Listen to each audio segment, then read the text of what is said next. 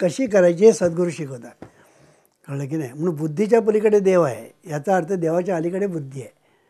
आणि म्हणून बुद्धी आज जी जगाला सन्मुख आहे ती देवाला सन्मुख झाली पाहिजे. म्हणजे मी समोर बघतो आहे त्याच्याऐवजी मी फक्त मागे वळून नीट बघितलं की ते म्हणतो.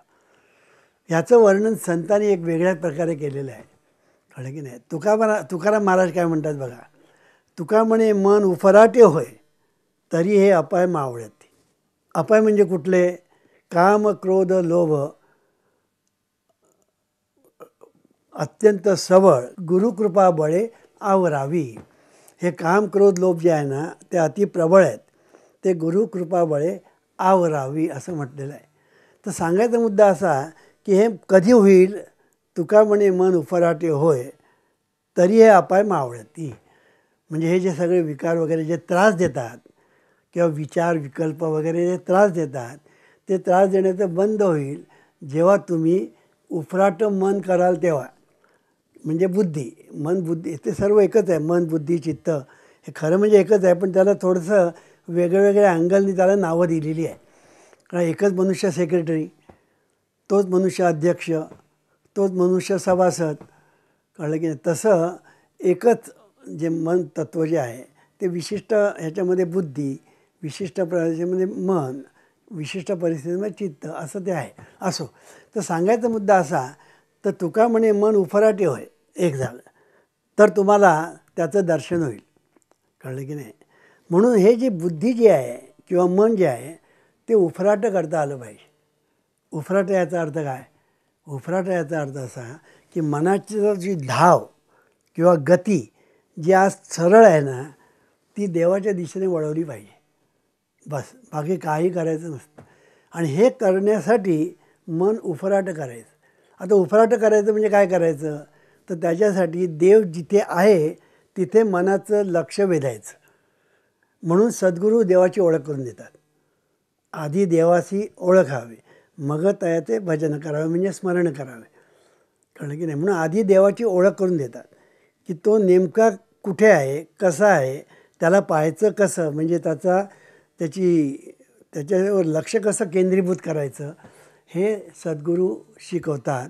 त्याला दिव्यबोध दिव्य साधना म्हणतात. म्हणजे प्रथम सद्गुरू दिव्यबोध देतात आणि मग त्याला दिव्य साधना शिकवतात. हे जेव्हा करताना तेव्हा त्यातला मन उफराटं करता येतं. कळलं की नाही. मन उफराटं करायला कुठे जायला नको कुठे यायला नको. संतांनी जरा वेगवेगळ्या भाषेमध्ये सांगितलेलं आहे. कळलं की नाही. एका जनार्दनी एकनाथ महाराज काय सांगतात बघा. एका जनार्दनी सोहम नोहे वारा पंचमहाभूताचा पसारा सोहमच्या विचारा साधू जाणे. एका जनार्दनी आप आपणासी देखणे साक्षीत्वे पाहणे तेची सोहम असं म्हटलेलं आहे. की सोहम म्हणजे काय. तुम्ही म्हणता श्वासोश्वासामध्ये सोहम सोहम चाललेलं आहे. तो सोहम वारा नव्हे पंचमहाभूताचा पसारा नव्हे तर सोहम म्हणजे काय ते सांगतात. एका जनार्दनी आप आपणासी देखणे. आपण आपणाला पाहणं म्हणजे मन उफराटं करणं. आता आपण आपणाला पाहायचं कसं. कळलं की नाही. ज्ञान म्हणजे आत्मज्ञान. पाहावे आपणासी आपण या नाव ज्ञान असं म्हटलेलं आहे. की आपण आपणाला पाहायचं. कारण शेवटी आपल्या आतमध्ये जो देव आहे ते आपलंच एक रूप आहे. त्याला स्वरूप असं म्हणतात. आणि त्या स्वरूपाकडे पाहणं म्हणजे आपण आपणाला पाहणं. आता हे कळायला कठीण आहे समजायला कठीण आहे. कारण हा अभ्यासच मूळ वेगळा आहे परमार्थाचा. याला प्युअर परमार्थ म्हणतात. प्युअर अध्यात्म. इथे कर्मकांड नाही काय नाही काय नाही काय नाही कसल्या अंधश्रद्धा नाही काय नाही काय नाही. प्युअर शास्त्र आहे. कळलं की नाही. प्युअर अध्यात्म आहे. पण हे कठीण आहे. कळलं की नाही. कठीण म्हणजे किती कठीण आहे की एके ठिकाणी मच्छिंद्रनाथांनी सांगितलेलं आहे. कळलं की नाही. गोरक्षनाथाला मच्छिंद्रनाथांनी एके ठिकाणी सांगितलं आहे. अरे गोरक्षनाथा खरा गुरुचा बच्चा कोण ते त्याने एके ठिकाणी सांगितलेलं आहे. कळलं की नाही. ते असं म्हणतात गुप्त हो कर प्रगट होय जावे मथुरा काशी. कळलं की नाही. गुप्त हो कर प्रगट होय जावे मथुरा काशी, कुंडलिनी खूप चढावे, कुंडलिनी खूप चढावे, ब्रह्मरंध्र में जावे, तोही कच्चा वे कच्चा, नाही गुरु का बच्चा. म्हणजे एवढं करणारा जो योगी आहे ना, तो सुद्धा गुरुचा बच्चा नाही. एके ठिकाणी गुप्त होऊन दुसरीकडे प्रगट होतो आहे, तोही गुरुचा बच्चा नाही असं सांगितलेलं आहे. पुढे ते असं सांगतात की चलते है पाणी के ऊपर, बोले सो होय. म्हणजे पाण्यावर चालण्याची त्याला सिद्धी प्राप्त झालेली आहे. बोलेल ते प्रमाणे होत आहे. तोही कच्चा वे कच्चा, नाही गुरु का बच्चा. मग गुरुचा बच्चा कोण? कहे मच्छिंदर सुन रे गोरख, कहे मच्छिंदर सुन रे गोरख, तीनों ऊपर जाना, तीनों ऊपर जाना, कृपा सद्गुरु जी की, आप को चिन्हा, सोही सच्चा वे सच्चा, सोही गुरु का बच्चा असं म्हटलेलं आहे मच्छिंद्रनाथाने.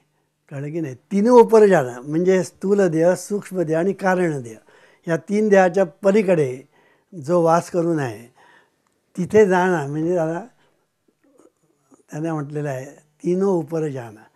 आणि आप को चिन्हा, तिथे जाऊन आप को चिन्हा म्हणजे आपण आपणाला पाहणं, ओळखणं. हा जो अभ्यास आहे हा सर्वसाधारण माणसाला समजणं कठीण आहे. कारण की त्याला गुरुशिवाय तर समजत नाही. पण गुरुसुद्धा असे फालतू गुरु उपयोगाचे नाहीत. ते हे शिकवणारे गुरु पाहिजे. कळलं की नाही? तर हे जे ज्ञान आहे हे ज्ञानाला फार महत्त्वाचं स्थान आहे. आणि हे फक्त सद्गुरूकडेच असतं. आणि सद्गुरू हे अलबत्या गलबत्याला शिकवत पण नाही. कळलं की नाही? मग सद्गुरू कोणाला शिकवतात? जे सद्गुरूच्या ठिकाणी एकनिष्ठ असतात, सद्गुरूच्या ठिकाणी स्थिर झालेले असतात, सद्गुरू जे सांगतात तो अभ्यास करतात, साधना शिकवितात, त्यांना ते शिकवितात. कळलं की नाही? कारण बाकीच्या समजणारच नाही ना. डिग्रीतल्या मुलाला PhDच्या गोष्टी सांगून उपयोग काय? किंवा मॅट्रिकच्या मुलाला PhDच्या गोष्टी सांगून उपयोग काय? त्याला सांगून काय उपयोग होत नाही. तसं हे इथे आहे. पण हा जो प्युअर परमार्थ ज्याला म्हणतात किंवा प्युअर अध्यात्म, हे आज लोकांना माहितीच नाही आहे. आज लोक सगळे कर्मकांडात गुंतलेले आहेत. कळलं की नाही? अभिषेक करतील काय, पाद्यपूजा करतील काय, यात्रा करतील काय, आणि काय गंध लावतील काय वगैरे. म्हणजे ह्या गोष्टी वाईट आहेत असं नव्हे.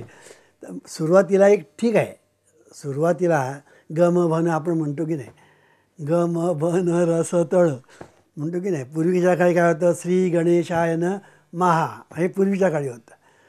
त्याच्यानंतर गम भन रस तळ आला आणि आता ABCD आला. की नाही? तर श्री गणेशाय नमा किती चांगलं होतं की नाही? की पहिलं देवाचं नाव तोंडात येतं, पुन्हा श्री म्हणजे ते एकदा शिकलं ना की बाकीची अक्षरं आलीच.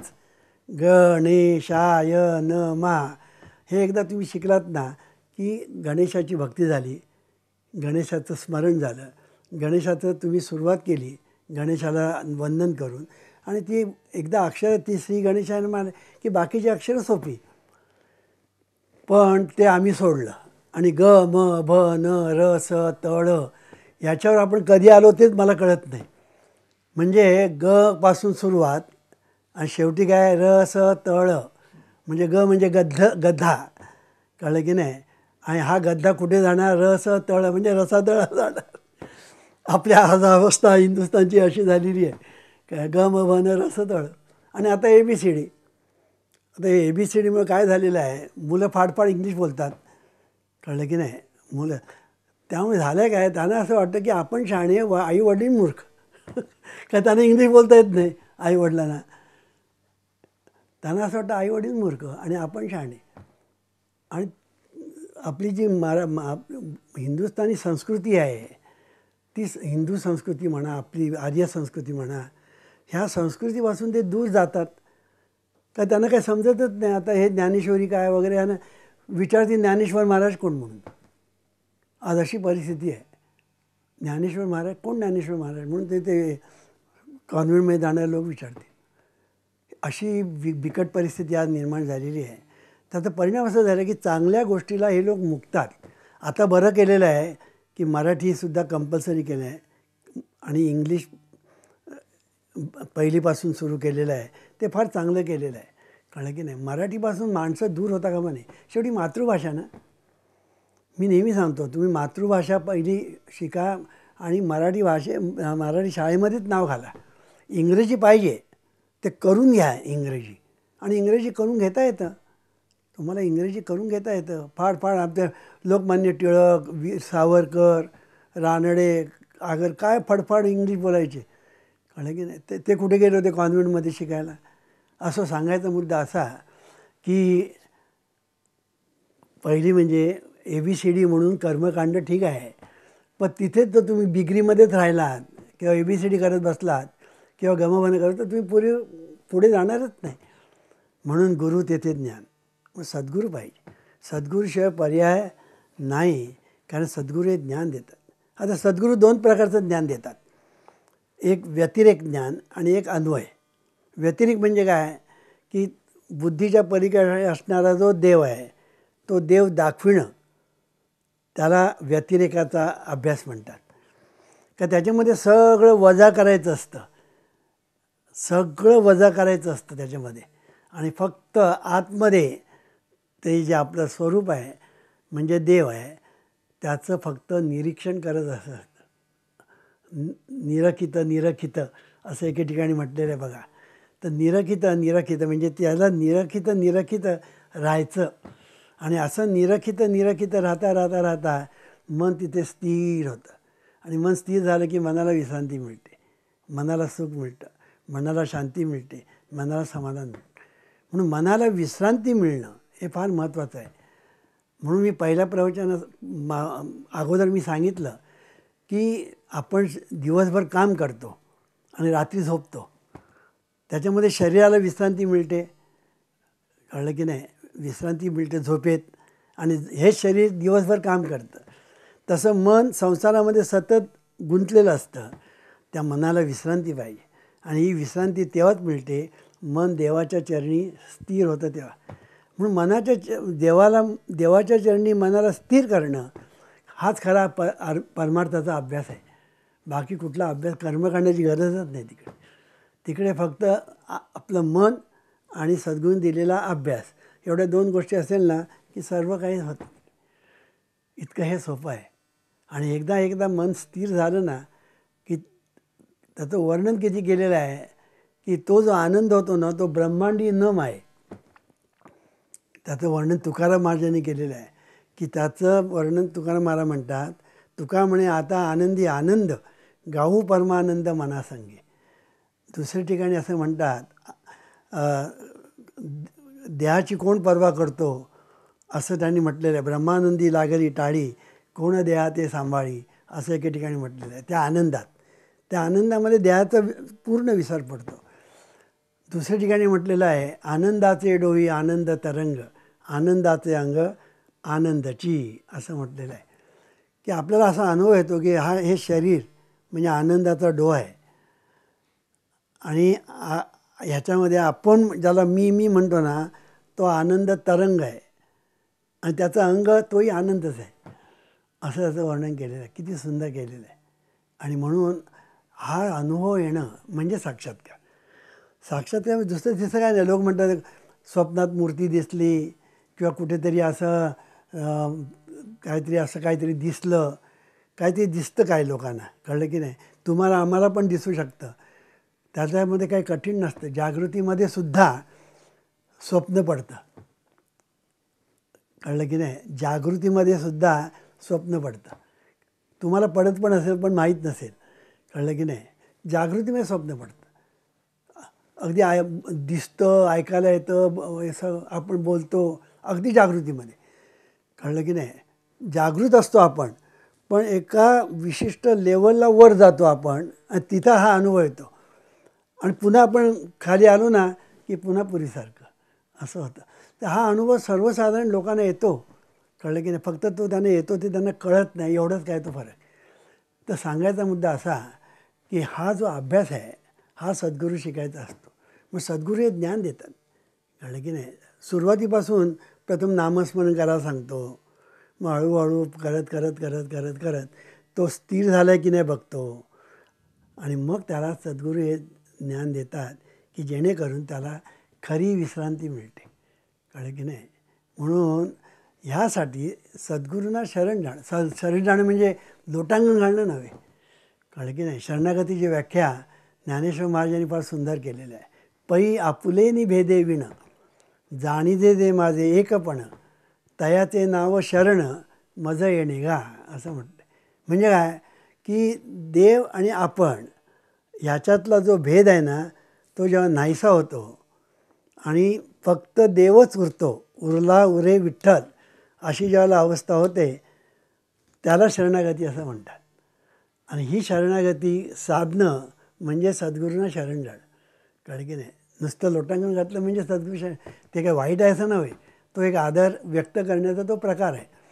तर सांगायचा मुद्दा असा की आपल्याला मनाची विश्रांती ज्याला आपण म्हणतो, ती विश्रांती आज कोणाला मिळते आहे? आज जगामध्ये सर्व लोक दुःखी आहेत. कारण का? मन गुंतलेलं आहे संसारात. संसारामध्ये सतत काय ना काहीतरी करत असतं, पण त्याला विश्रांती अजिबात नाही. त्यामुळे मनाला शांती नाही, आणि शांती नाही म्हणून सुख नाही. शांती परते नाही सुख येर अवघेची दुःख. जोपर्यंत मनाला शांती मिळत नाही तोपर्यंत सगळं दुःखच. कळलं की नाही? म्हणून ही शांती जर आपल्याला पाहिजे असेल तर त्याच्यासाठी मनाला शांती मिळण्यासाठी हे सुख मिळालं पाहिजे. सुखाची विश्रांती, सुखसमाधान, मनाचे उन्मन नाम गाता. म्हणून मनाचं उन्मन झालं पाहिजे. आणि मनाचं उन्मन होण्यासाठी सोपा उपाय म्हणजे नामस्मरण. पण नामस्मरण करताना मी मागल्या खेपेला सांगितलं की हे नाम गुरुकडून घेतलं पाहिजे.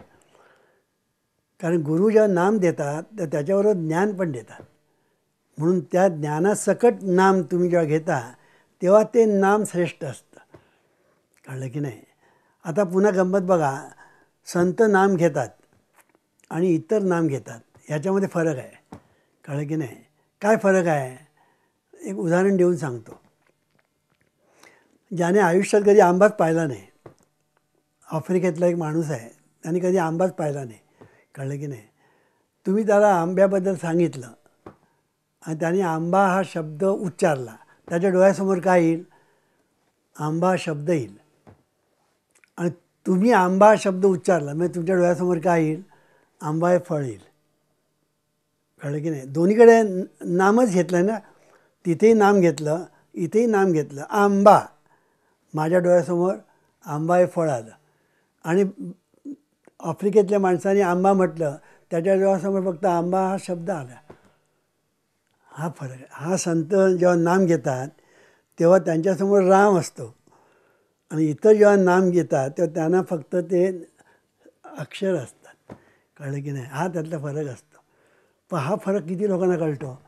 हा लोकांना कळत नाही. म्हणून नाम नामी अभेद म्हटलेला आहे. नाम जप यज्ञ तो परम बाधू न शके स्नानादी कर्म नामे पावन धर्म नाम परब्रह्म वेदार्थे, असं म्हटलं आहे. नाम आणि ब्रह्म एकच आहे असं म्हटलं आहे. नाम आणि देव एकच आहे असं म्हटलेलं आहे. ह्याचं कारण का? की संत जेव्हा नाम घेतात तेव्हा ते नाम वेगळं असतं, आणि इतर नाम घेतात तेव्हा ते